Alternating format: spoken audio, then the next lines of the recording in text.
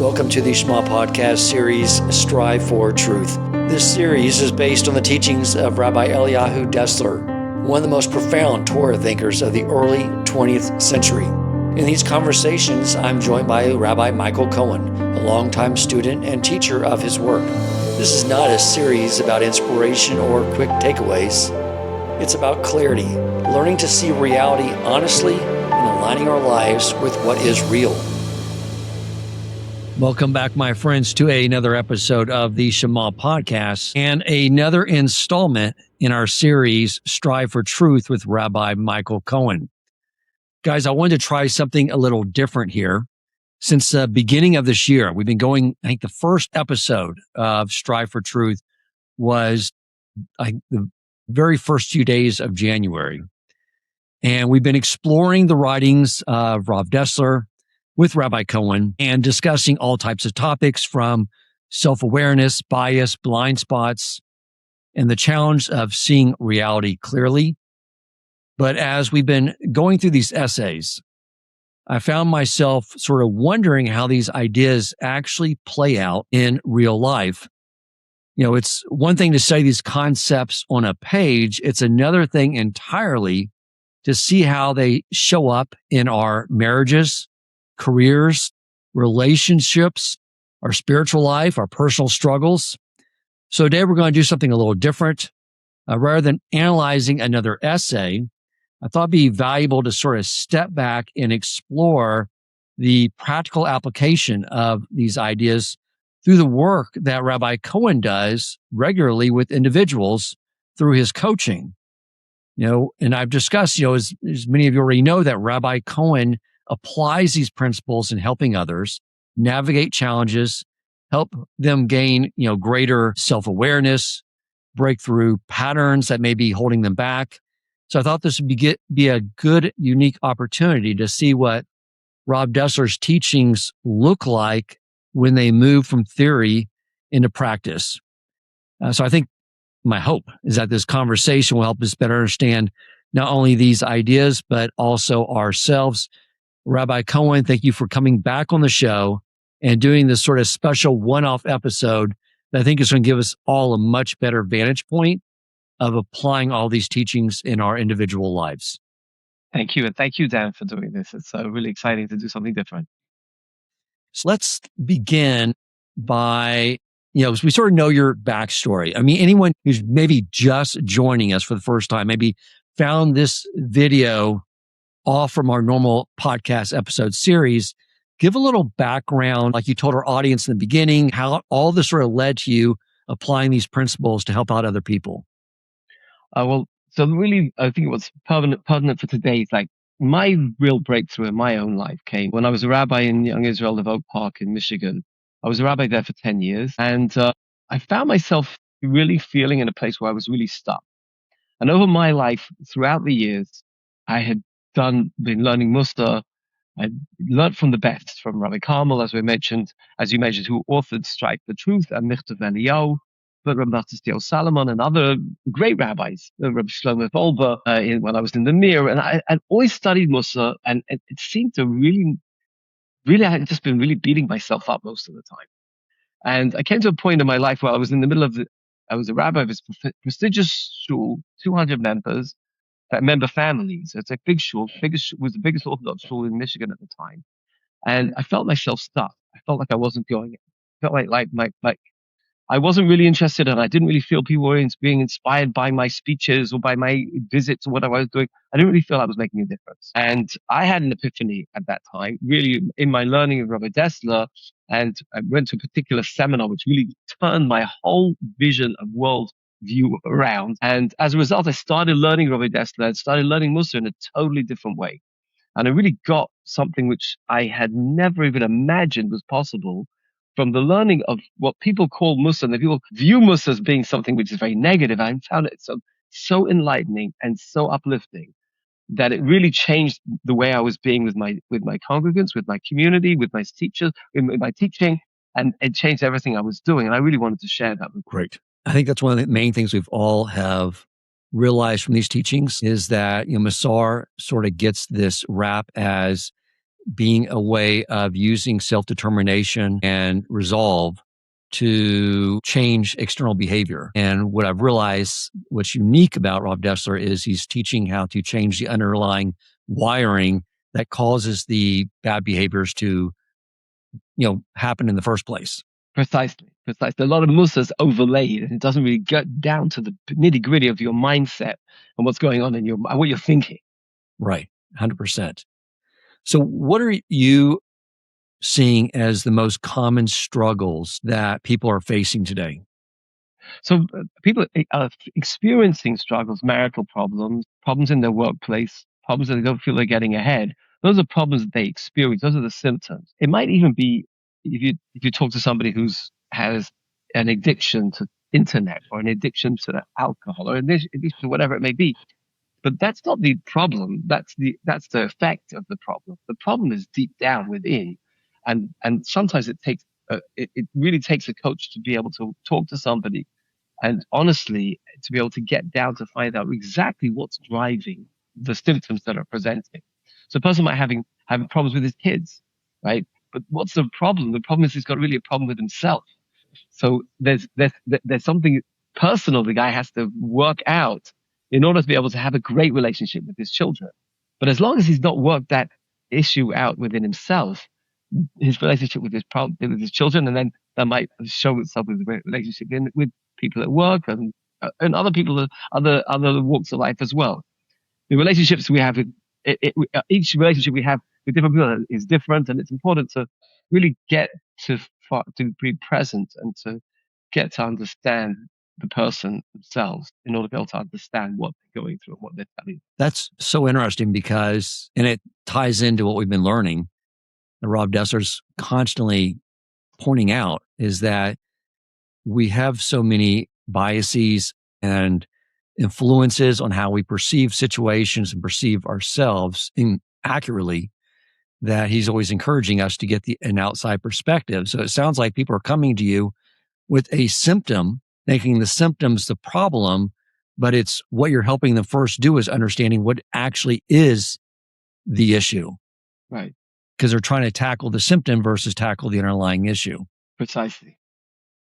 Wow. Okay. Many people in a Jewish community, even just I think everywhere today, are focused on improvement, personal development. People read books, they listen to podcasts, they go to seminars. It's like we live in an environment where we're constantly, people are talking about self-help and self-improvement, but it seems like the struggles are still there and manifesting probably in greater ways to some degree.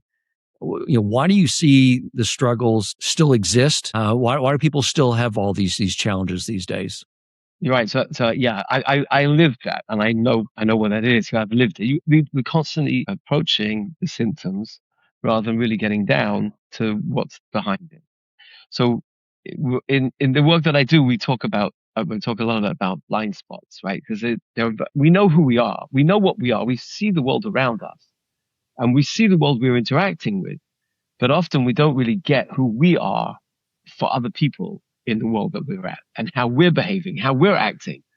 And it's a self-awareness that one has to be able to tease out. The person can look at themselves and see how they're being in their relationships with their children, family, co-workers, with their money, with whatever they're doing.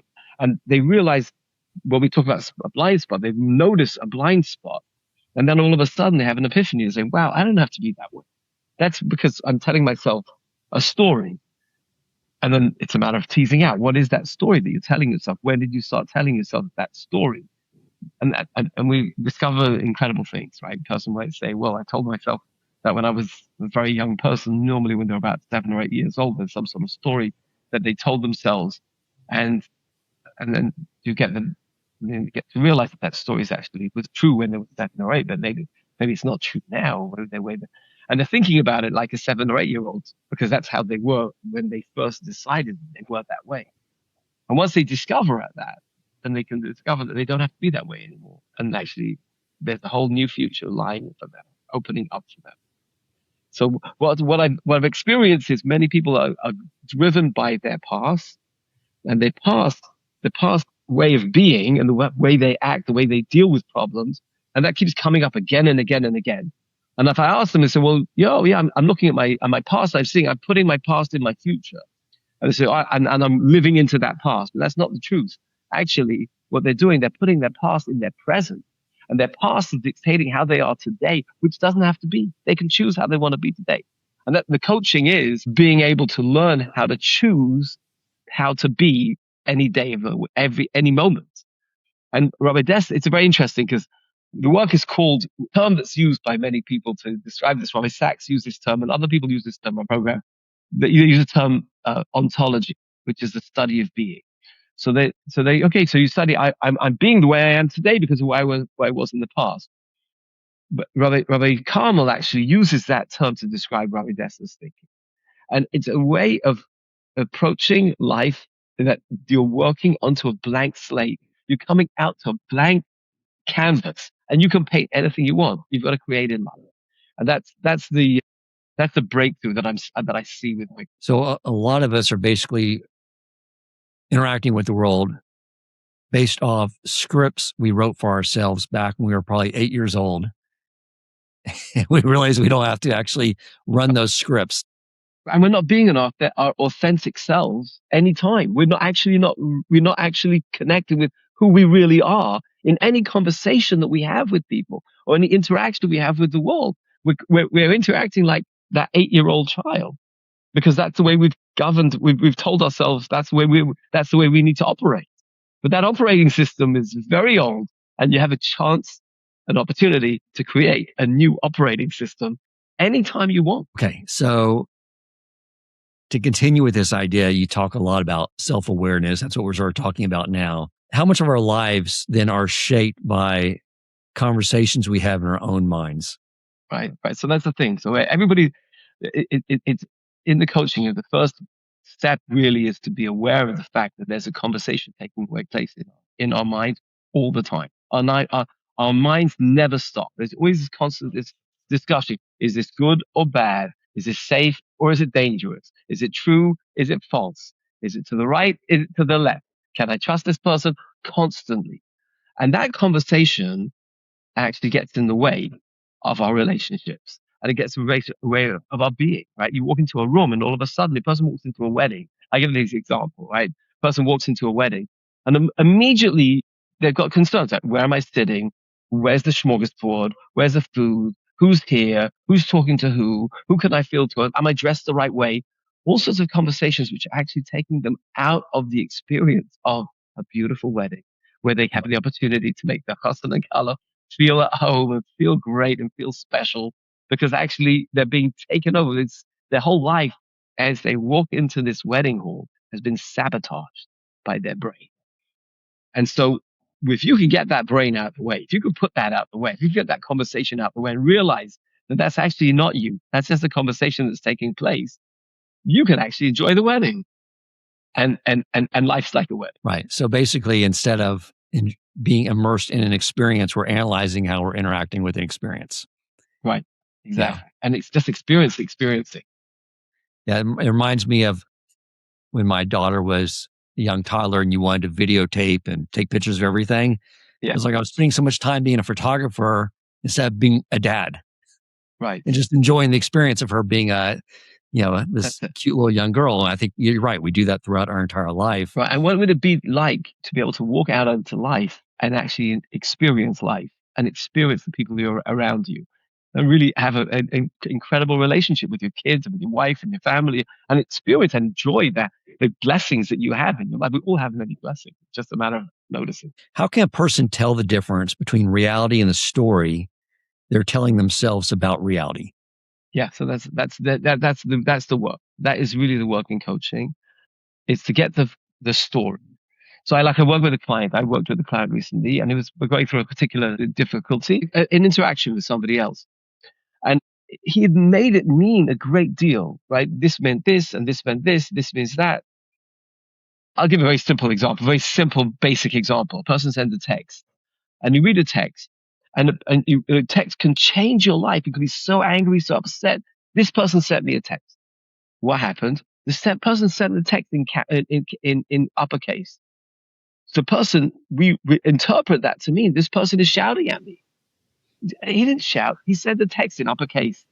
It's a matter of actually reading the situation and saying, actually, I'm embellishing this a little bit because it's an uppercase. I really believe this person is shouting at me. They're upset with me. Maybe they just had the setting on by mistake and it became an uppercase. You don't know.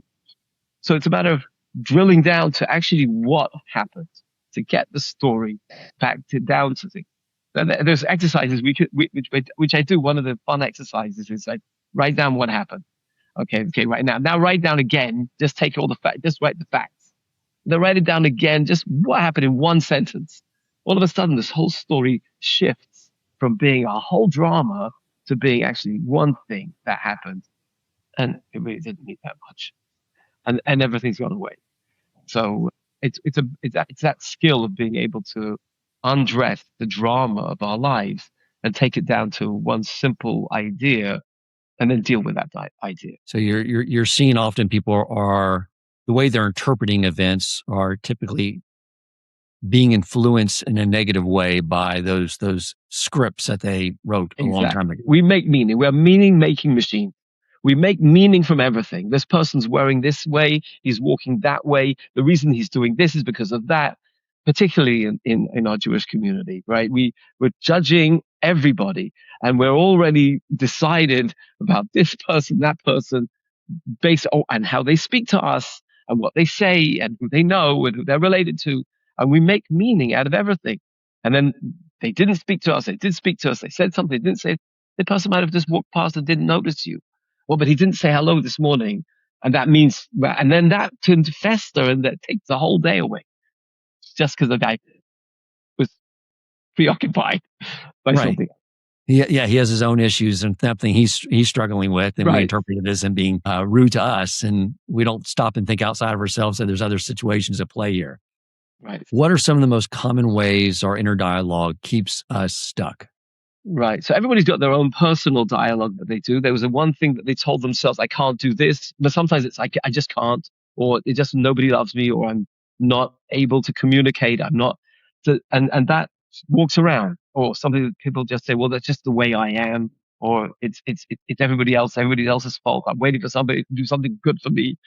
Everyone's got one sort of common dialogue, one common dialogue, unfortunate that one comes across in relationships is just, I'm unlovable. And people believe I'm unlovable. And then the person will say, I love you, I love you, I love you. And the person, no, you can't love me. I'm just not lovable. And that's a very sad situation when one comes across that. Often a person will say, I just can't, right? So they come up against issues about it. And instead of pushing through and coming up with a solution and working it out, they come up with it, I can't. And all of a sudden they're waiting for somebody else to find them, to feed them the answer. And it's sad to see, right? I remember I was one time speaking to a bar mitzvah boy, and I said, well, you know, why didn't it'd be nice if you to speak, you'll give a little speech, talk about your experience on camp. And they said, I'm not a speaker. Guy's 13 years old. You've decided at 13-year-olds you're not a speaker, but the rest of your life you're never going to get up and say a speech at your son's wedding because you're not a speaker. Who decided you're not a speaker, right? So we have people and we have sayings, and in the community there's cynicism which surrounds us, right? Which is a form of dialogue, right? So there's the dialogue of I can't, or that's just who I am, or I'm unlovable, or I'll do it later, or I'm not a speaker. That's a sad dialogue. There's another dialogue which I just like to address, if I may. Sure, please. And that's like, we have this cynicism. We have these jokes, right? We have mother-in-law jokes. So automatically we assume that there's friction between a son-in-law and a mother-in-law. And it's a terrible way. We train our kids with this cynicism that they're mother-in-law jokes. So when a kid gets married, what are the chances of having a great relationship with your mother-in-law? It's already started. The default is it's going to be a negative. And that's tragic, because one of the best relationships a person can have is with their mother-in-law. It's a great relationship to have. And it's so sad that we create that, or we create the thing that the rabbi's going to speak for a long time and there's not really going to be anything for me to hear. And that cynicism, which I suffered from myself as a rabbi, because getting up to speak and you feel, oh, no one wants to hear what I have to say, How are you going to speak? What's it going to be like? Of course, it's going to be loud, right? If you get up there and you feel, oh, I've got something to say, and people are waiting for me to say something, it's going to be in a totally different speech. And those are the dialogues which we have and we've created in our community. And we really need to, as a community, to take responsibility and push them out. Right. And you know, those mother-in-law jokes are not helping anyone. They're not helping anyone. That's my right. That's a very, very good point. They're funny though, but you're right. They are funny. But they don't help out anyone, and they definitely send you into married life based in your subconscious that you're going to have problems with your mother-in-law. Right. By laughing at those things. So what makes this coaching approach different from other approaches that people may have tried? I mean, those of us who have been sort of going through these essays see the wisdom in these things. You're actually highlighting here the importance of having, like Rav Dessler, of having someone outside, always getting their opinion and getting their perspective.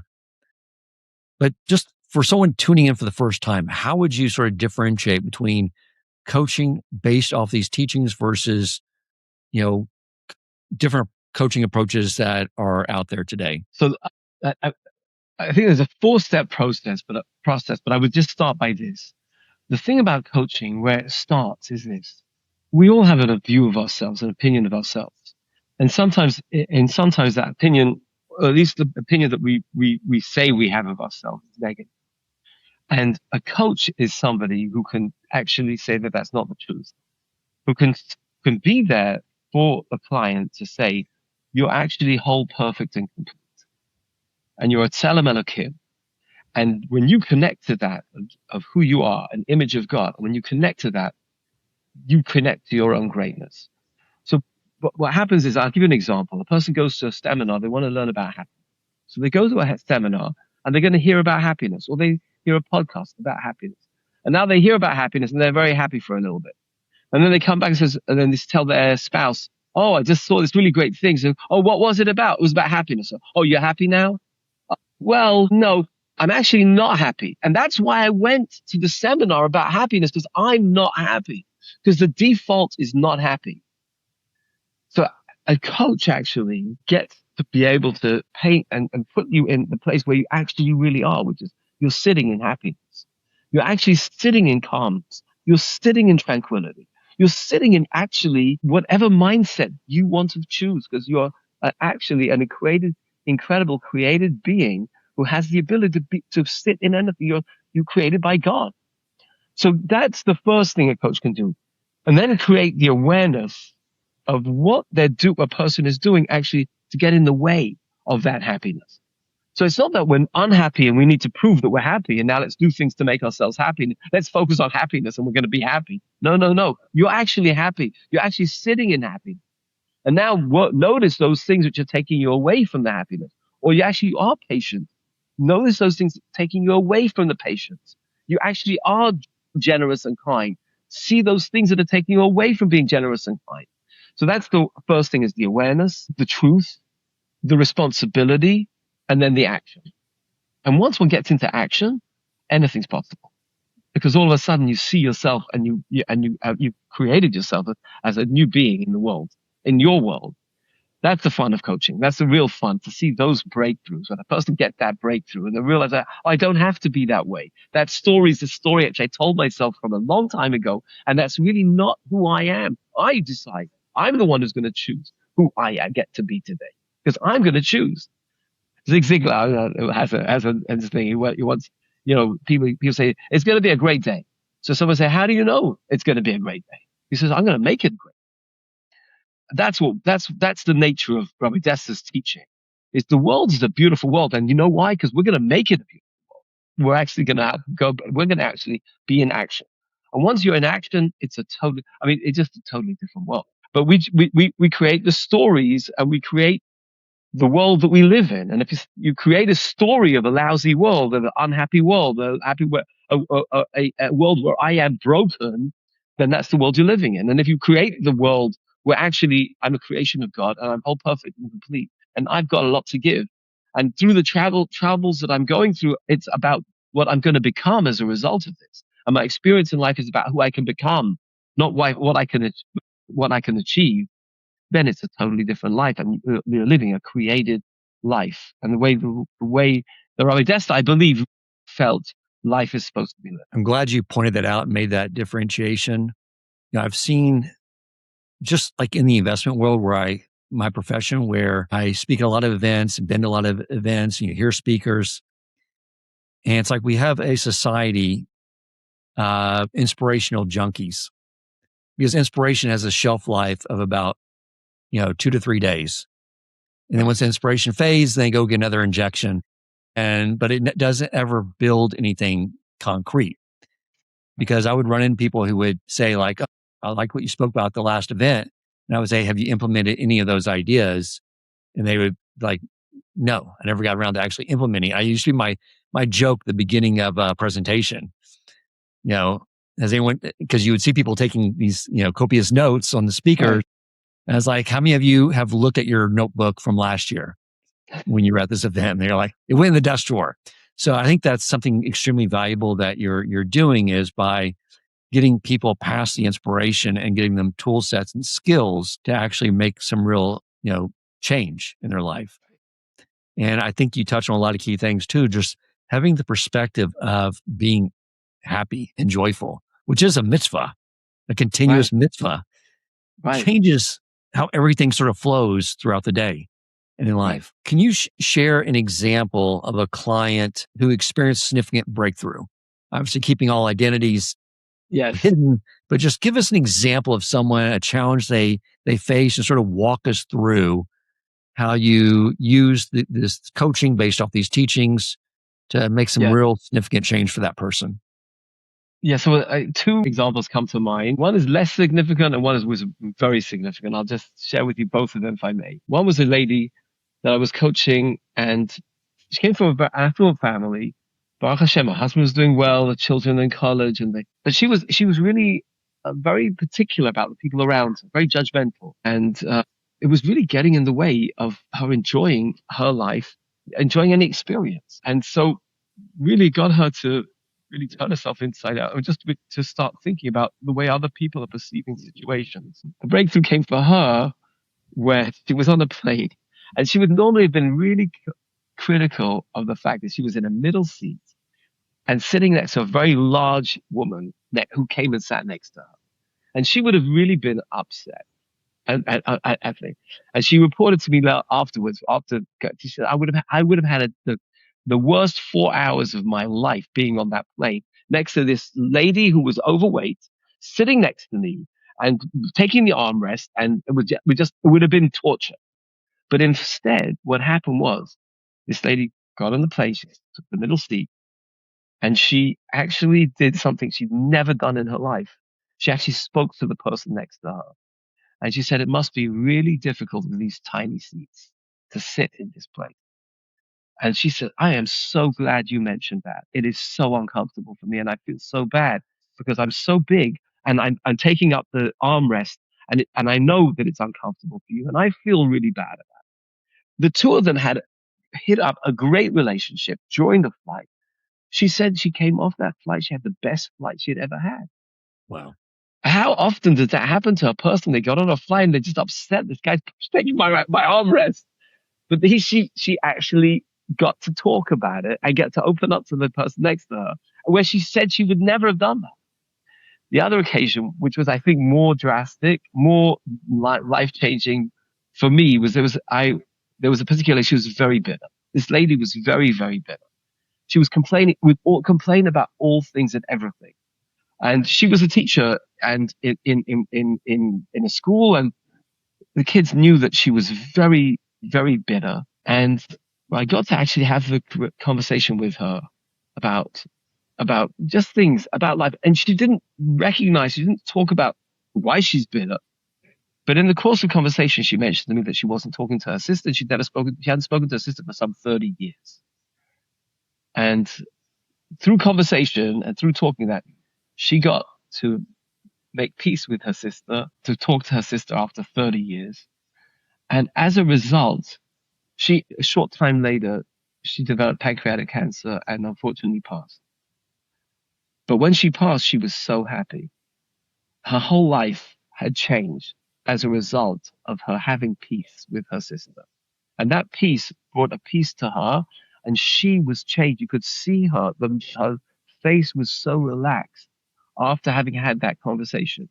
And often I find, and there are other examples I could give, but where a person's relationship, even with Hashem, even with their tefillah, is hampered by the fact that they have a difficult, contentious relationship with a relative. And that goes, and we have paradigms in our lives. The relationships with our father is really the paradigm for a relationship with other men, and the relationship with our mother is a paradigm for the relationships with our wives. But the relationships we have with the people around us is also a paradigm for our relationship with Hashem. And when you're at peace with the people around you, you're going to find that you're at peace with Hashem. And that's why it's a terrible thing to have contention in one's life. That is probably the best thing you can do to actually get in control of those contentious relationships in order to be able to have that peace in oneself, inner peace and peace with the world. So those are just two examples. Those are great examples because I was thinking that we tend to, when we think about personal improvement, our KPIs, our key performance indicators, the things we're measuring for success, accomplishments, financial goals, credentials, all these things that we're thinking that they're the measuring stick for improving ourselves are really sort of just nonsense, because really what you're getting at is what really improves our lives is when we improve the relationships around us. And even the woman who was on the plane with the other woman, by simply looking at it from the other person's perspective, expanded her and made her feel the joy in this connection, understanding from that person's perspective. Same with the estranged sister. So, and I think that's a key idea that, you've talked about on the series and that you're discussing here, that you're right. That is the key of what makes life rich and rewarding, and really where our growth comes from, where Hashem put us in this world to connect with each other. Right. And that's what you're getting at. Yes. So what is the first step someone can take if they feel stuck right now? Is to step back and just listen to their brain. So it's a type of meditation. I'm happy to share it right now. Anybody can do this. You just take a moment, and when you're ready, you can stop the video. But then what you'll do is like this: you just sit down and put your feet on the floor, and put your hands on your lap, and just and see what you're feeling in your feet, what you're feeling in your hand, in your lap, in your chest, and then notice the thoughts that are going through your head. And it's difficult to do that, but once you get to that point when you notice those thoughts, if they're going through your head, just notice that if you're noticing the thoughts that are going through your head, who are you that you're noticing the thoughts in your head? It must be that those thoughts are not. So now you have an opportunity to actually discover who are you that you're noticing those thoughts. That's where the fun starts. Right. That's great advice, because you're right. We tend to live within the thoughts and define ourselves by the thoughts. And by stepping back, that's one of the first things you taught us on the series I've been doing regularly, is knowing that those aren't us. They're just the thoughts are coming through the mind, the way Hashem made us to interpret reality. We're constantly analyzing and judging, and just whether or not we cling on to them or not, or what we do with those is up to us. If someone's watching this and curious about your coaching, what would you like them to know? You don't have to no one has to stay stuck. People are in situations and they feel that this situation is all encompassing and they're never going to get out of it. No, you're not. You don't have to get stuck. Actually, your life and the way your life can change from one moment to the next. You have the ability to do that. And it's not something that someone else is going to unlock for you. It's about you unlocking it for yourself. But sometimes you need somebody else to give you the keys, right, to help you find it. So that's the thing. There are great coaches out there. I'm out there, and I'd love to engage. And if anybody wants to take me up on a free conversation where we can just explore what's going on in their life, I'm happy to have a free conversation, and half an hour we could talk and see what's possible in their lives. Wonderful. So they were able to get in touch with me by contacting you through the Shema podcast, or I'm on LinkedIn, or my website. My email is rabbicohen@msn.com. Well, and I hope people will reach out there. Great. And we'll put all your contact information in the show notes. Rabbi, thank you so much for taking the time to give us this sort of 30,000 view perspective of these teachings. And I'm looking forward to continuing to explore these essays with you one by one. It's been extremely enlightening for me, and I know the listening audience as well. Amazing. Thank you so much, Dan. Thank you for listening. And if you enjoyed the episode and found it meaningful, please take a moment to rate, review, and share the podcast.